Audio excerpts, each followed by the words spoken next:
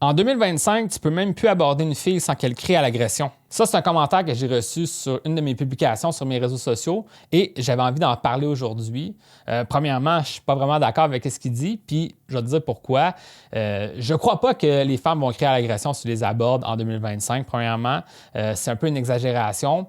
Qu'est-ce que je peux dire vis-à-vis de ça? C'est que oui, il y a eu une évolution du monde des rencontres, mais c'est pour le mieux, de certaine façon. Parce que selon moi, par le passé, beaucoup d'hommes abusaient du pouvoir qu'ils avaient et pouvaient prendre des actions sans aucune répercussion. Donc, par exemple, un homme pouvait sortir dans la rue, aborder une femme, puis être extrêmement insistant avec elle pour échanger avec elle, pour lui forcer quasiment à lui donner son numéro. Et là, maintenant, c'est mal vu. Est-ce que c'est une mauvaise chose? Je ne crois pas. Donc, moi, qu'est-ce que je peux te dire aujourd'hui? C'est que si en ce moment, tu es un homme avec des bonnes intentions, qui est positif, qui est respectueux, tu n'as pas besoin là, de t'attarder à ça, que les femmes vont crier à l'agression si tu les abordes. Je ne crois pas que ça va t'arriver. Ça va seulement s'appliquer aux hommes qui avaient des intentions peut-être très égoïstes et qui souvent insistaient trop. Donc, ils rentraient dans la bulle des gens puis ça manquait de respect de certaine façon. Donc, moi, c'est comme ça que je le vois.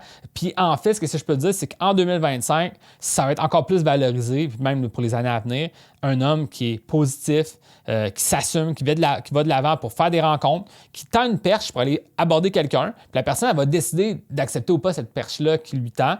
Puis si elle accepte, parfait, on échange, ça va bien aller. Donc, moi, je ne crois pas là, que les femmes vont crier à l'agression si tu les abordes, sauf si tu te prenais mal. Ben, c'est pour ça que j'existe.